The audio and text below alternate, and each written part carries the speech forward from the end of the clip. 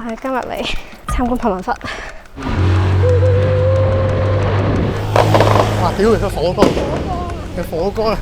冇嘢睇喎，呢個真係黑晒。巴西嘅貧民窟叫做 favela。19世紀末一場農民起義之後，有大量嘅士兵被送去里約熱內盧，佢哋無家可歸，就喺山上面建立居所。因為佢哋諗起服役時駐紮喺山滿 favela 樹嘅山，佢哋就將新嘅屋企改名做 favela， 而呢個就係 favela 一詞嘅起源。後嚟隨住巴西城市化，有越嚟越多住喺鄉郊嘅農民移居去到 Rio， 但係就算喺城市入面揾到新嘅工作，佢哋嘅收入都唔足以喺市區入面租樓，只可以住喺貧民窟，最後更大幅增加咗貧民窟嘅人口。今時今日 Rio 有2成半人口居住喺超過600個貧民窟入面。喺巴西眾多嘅貧民窟入面，里約熱內盧嘅 Rocinha 係最出名，亦都係居住人口最多嘅一個。有唔少射擊遊戲嘅地圖，包括 Call of Duty 同埋 Rainbow Six 都係參考佢嚟製作。但係我哋今次去嘅唔係 Rocinha， 而係位於 Rocinha 下面嘅 Vidigal。我哋希望透過參觀遊客少啲嘅貧民窟，可以認識到貧民窟比較真實嘅一面。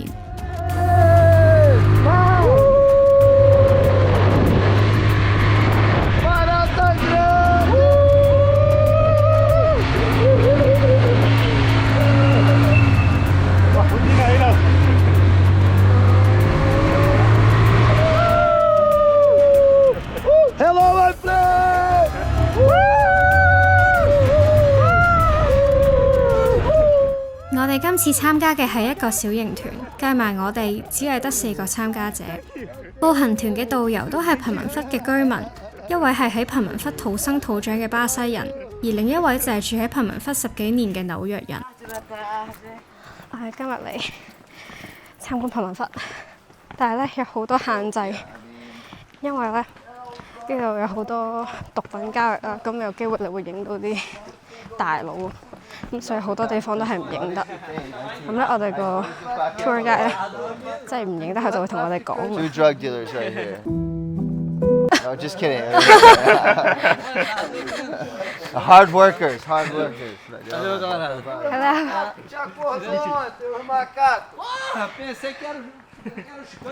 Yesterday the monkeys came into his house 啊， and woke his ass up. 咁咧我哋頭先就搭咗程電單車上嚟，而家就開始我哋個 tour 啦。依家導遊就帶緊我哋去 Eco Park， 但係我唔知點解呢度會有個 Eco Park 咯。This was a garbage pit here. There was tons of trash, garbage, etc., etc. The homes that were destroyed, they unfortunately were left. Locals, they threw more trash out, so it just got polluted.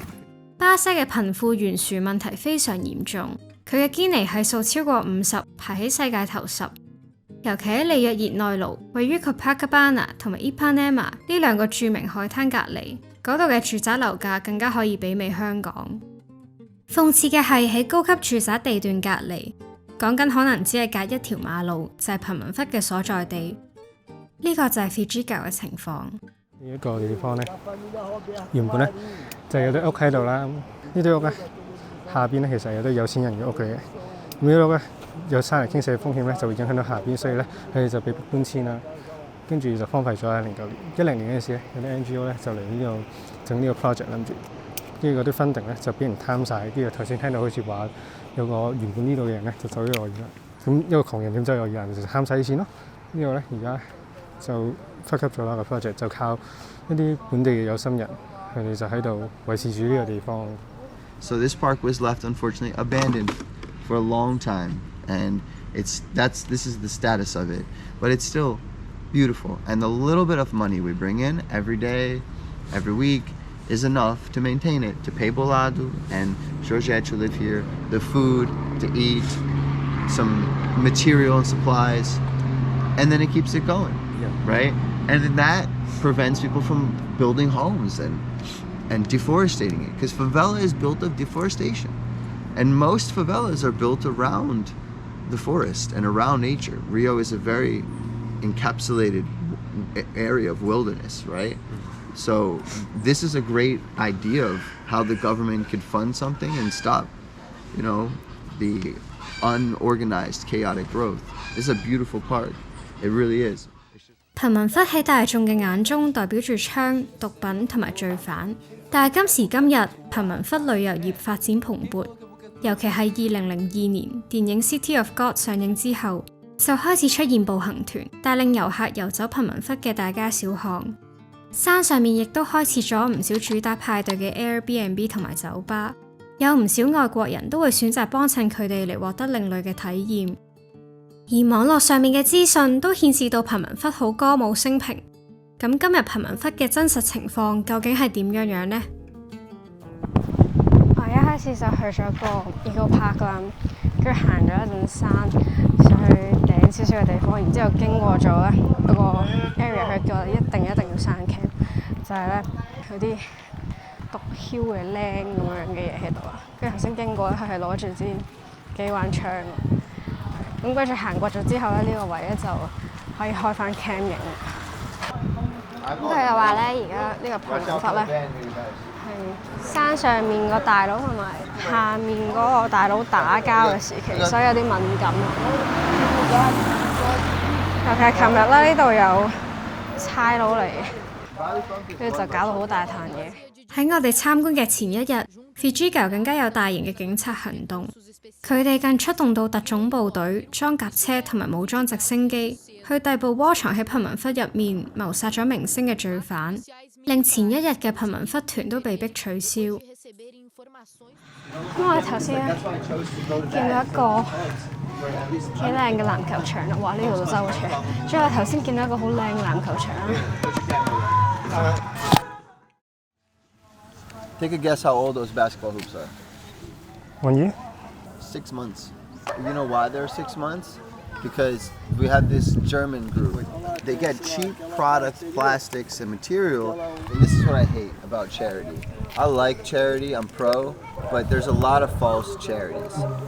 A normal basketball hoop for something like this should cost $2,000, $3,000, $5,000 reais.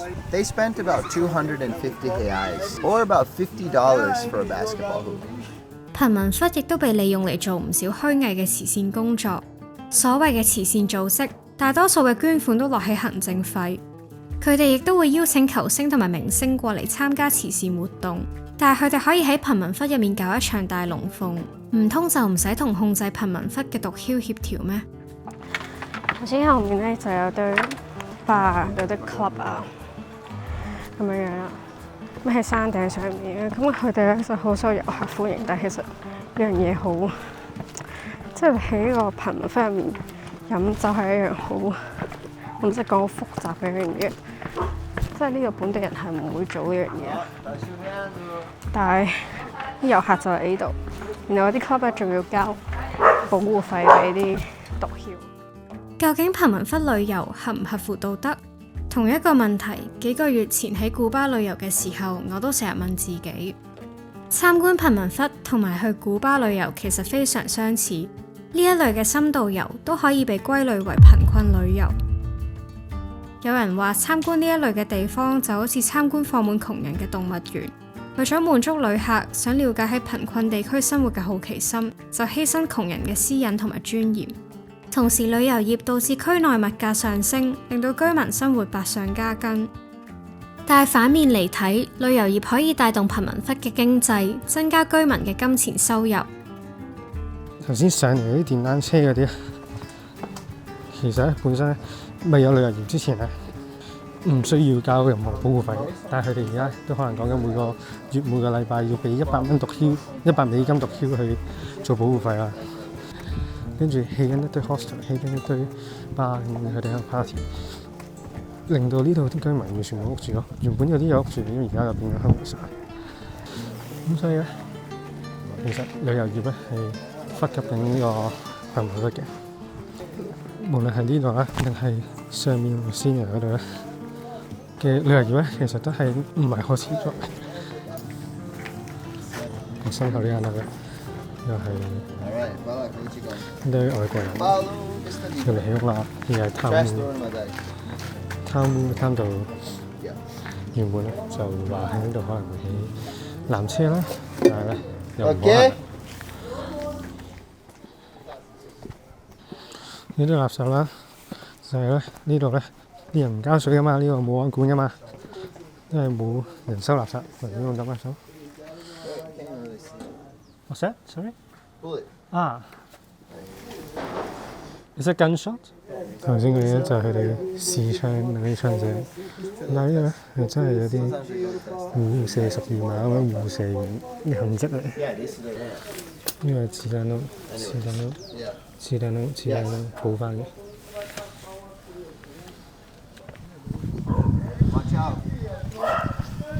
哇！少啲喎。好啦，佢行咗啦。到啊 ！Yeah, thank you.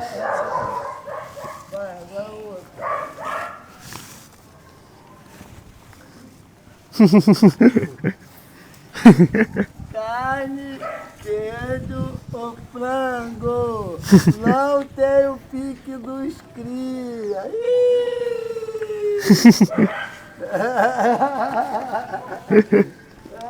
Okay. Thank you. Thank you so much. 呢個好似仲危險啲，頭先嗰個冇咁跣。貪污整到啲路冇 infrastructure 嘅example啦頭先。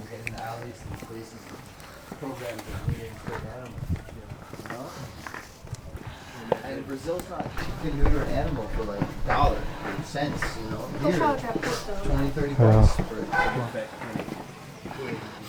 a vet, man. There is, but it's not open 24 hours.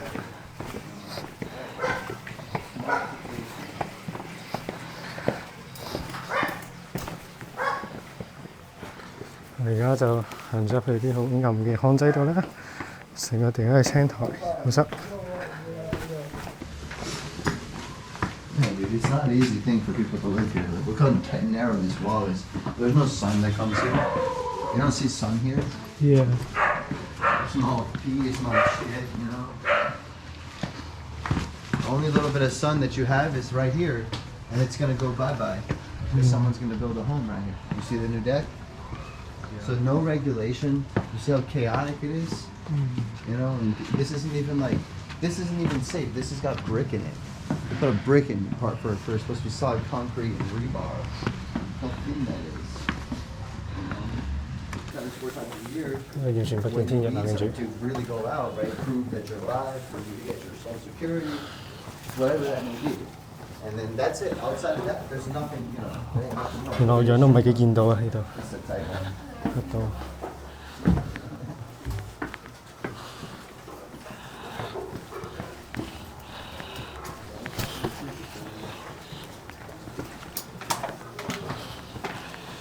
真係都慳權嘅，係因為冇基建咯，全部都係垃圾嚟嘅呢度，仲好臭啊呢度，超級臭啊呢個位真係。啲元朗大坑渠嗰啲味啊，好似差過元朗大坑渠咁。但係 suppose 山上流落嚟嗰陣時，其實係乾淨咯。So like they have readings, right? 5,000, 19. That's a shit ton of usage. But no one is using that. 你就講緊佢偷電呢個問題啦。頭先啊，佢個咪邊有嘢喎，但係冇人嗰間屋，咁就係你以為咧，其實有好嚴重嘅偷電問題啦。呢間電力公司其實就嚟破產啦。The power still goes to the register, but they bypass the entrance of where it's going to your house and send it to the register. So like normally they'll steal electric, they'll run it just to their kitchen. So they're paying an electric bill only for their kitchen. And the rest of their house, they're bypassing. 哇！好臭呢條河真係，行咗條河啦。其實呢度都幾似平洲。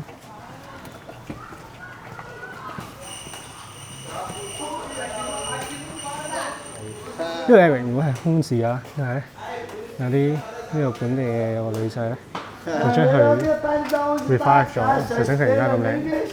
咁咧政府做嘅嘢咧，就係呢個盞先啦。佢哋本地人做嘅咧，就係將呢度變到好靚好靚。 Water box there.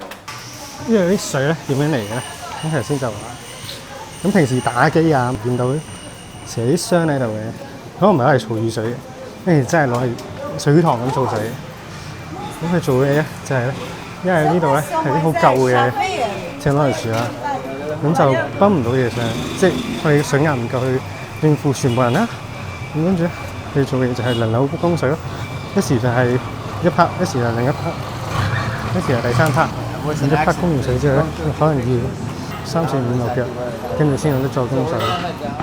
Take a video of this shit. 咩啊？咩樹啊？哇！ Wow, that's your rock, but no, I didn't look. Wait, how am I going to pass? With my back. Okay. Yeah. Watch out for this thing. Barely make it.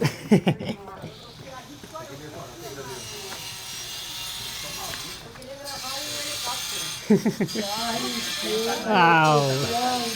Wow. I'm too fat. Woo. 冇嘢睇到呢度真係黑晒。我頭先吞咗啲唔知咩，勁核突。Não, mano, tá tranquilo. Não. Só apagar tô sem. É, não, não pegou não. Valeu. 即係頭先佢講。Was that guy? But he's a driver. 啱啱行過咗嚟嘛，但係因為聽講係琴日嘅毒品交易現場，所以頭先喺度叫我哋收翻埋個 cam 先。然之後行過有架嗰啲解款車，跟住原來咧呢個琴日飛入邊咧係有櫃員機喎，我覺得神奇咗呢件事。但係頭先佢都講過啊，佢醫療嘅嘢其實呢度完全冇嘅。呢個醫療咧就係有個診所，有個醫生，咁咧星期5、6日都唔喺度。咁有啲咩事咧，就要由好遠嘅醫院啦，好似45分鐘，跟住嚟到呢度。之前就係有單意外，就係有兩個靚妹跟住炒車，跟住好耐先嚟到呢度攞部車，跟住好耐先出翻去。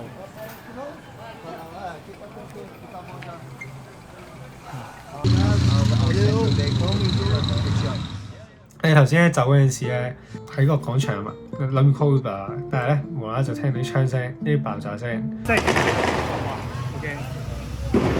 講翻去山上文忽嗰度咧，就直情有啲火光同煙添，我都唔知咩事，可能係因為又係好似喺山上面聽到啲槍聲咁去試槍啦，亦都可能係因為真係有人俾佢射緊啦，定唔知我唔知，但係持續咗一陣間，即係幾下就 anyway 我哋就去咗一間遠少少附近嘅酒店行到過去，跟住 call Uber 走咗。喺貧民窟之前咁你預咗啊嗰度有窮人，嗰度好慘呢樣嗰樣，但係你喺入邊行嘅第二樣嘢咯。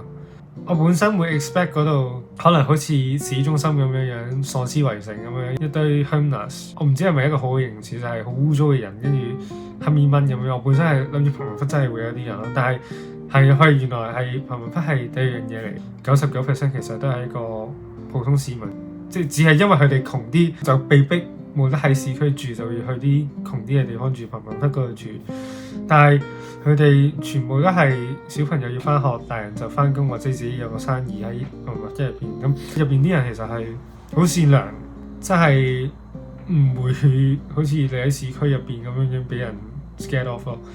我哋山頂嗰度行過一個家庭，咁我哋又係我哋有錢噶嘛，咁佢哋窮噶嘛，佢哋 have nothing 噶嘛。